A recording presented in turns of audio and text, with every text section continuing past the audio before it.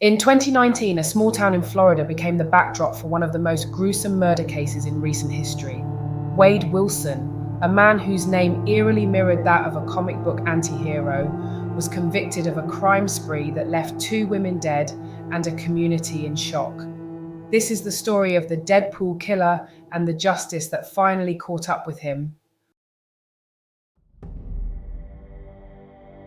Wade Wilson was adopted by Candy and Steve Wilson, who were close to his maternal grandparents. His biological parents, mere teenagers themselves, were unable to care for him and had to give him up for adoption. But behind this was a life marked by turmoil and tragedy. As he grew older, Wilson's behavior became increasingly erratic. An unnamed source who knew Wilson in high school claimed he always pushed the boundaries as far as crazy things he would do, such as trespassing and breaking into cars. Even without monetary gain, these acts seemed to thrill him. Despite being raised in a comfortable, supportive environment, Wilson's life took a darker turn.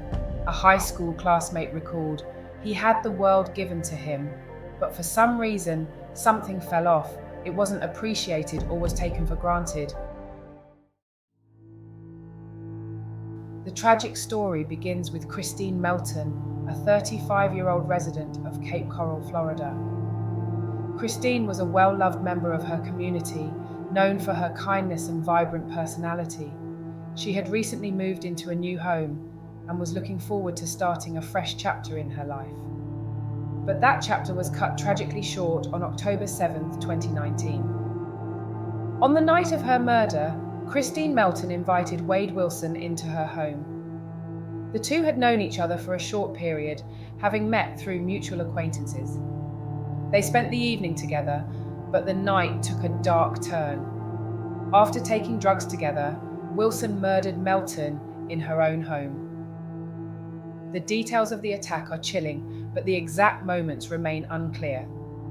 What is known is that Wilson left her lifeless body behind, stole her car, and fled the scene. The next morning, October 8th, 2019, Wilson used Christine's stolen car to contact his then-girlfriend, Melissa Montanez. They met up, but instead of a normal encounter, Wilson assaulted her. According to her testimony, he was violent and erratic, his behavior spiraling out of control. Fortunately, Melissa survived the encounter, but Wilson was far from finished. Later that day, Wilson encountered Diane Ruiz, a 43-year-old woman who was simply in the wrong place at the wrong time. Diane was on her way to work, walking along a quiet road in Cape Coral when she crossed paths with Wilson. In a horrific turn of events, Wilson attacked Diane, strangling her before running her over multiple times with Christine's stolen car. Diane's body was discovered later, abandoned in a field near her home, only identified by the tattoos on her back due to the advanced state of decomposition. The sheer brutality of her murder shocked even seasoned investigators. Wade Wilson's crime spree didn't stop there. After killing Diane Ruiz, Wilson entered a nearby restaurant covered in blood and confessed to an acquaintance that he had just killed 2 women. Wilson fled, initiating a manhunt that would end with his capture and arrest later that evening. The police quickly apprehended Wilson, finding him with evidence that directly linked him to the crimes. His arrest marked the end of a terrifying 24 hours for the Cape Coral community, but it was only the beginning of a long road to justice for the victims' families. Law enforcement quickly tied Wilson to the murders through forensic evidence and witness testimonies. The investigation revealed a chilling picture of a man with a growing penchant for violence, leading to his swift arrest. Wilson's trial was a spectacle and was as unsettling as the crimes he committed. Known for his disturbing tattoos, including swastikas and a "Why so serious?" Quote, inspired by the Joker, Wilson attempted to cover these with makeup during the proceedings. This effort to mask his appearance was seen as a desperate attempt to manipulate the jury's perception of him. However, the tattoos, combined with his detached and emotionless demeanor, only reinforced the image of a deeply disturbed individual. Throughout the trial, Wilson displayed a chilling lack of remorse. Even when faced with the harrowing details of his crimes, he remained largely expressionless, showing no signs of guilt or regret. This cold detachment further alienated him from the jury and the public, who were left grappling with the horror of his actions. During the hearing, Wilson's defense presented evidence of his mental health struggles, including alleged brain damage in a bid for leniency. The jury, however, saw through this, and it took them just 2 hours to convict him on all charges.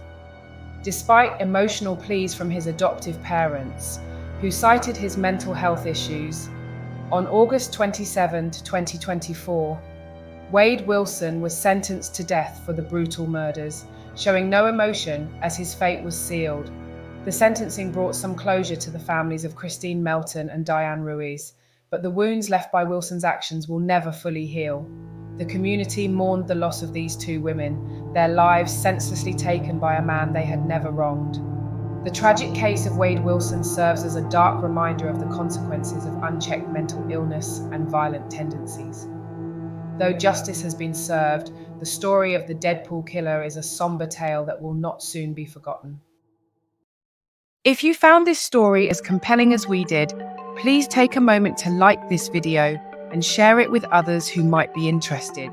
Subscribe now and hit the notification bell so you never miss a twist in the tale. Join our community of mystery enthusiasts as we solve the unsolvable and explore the mythical. Murder Mysterious, where every secret has its price, every revelation can alter the course of fortunes, and every myth has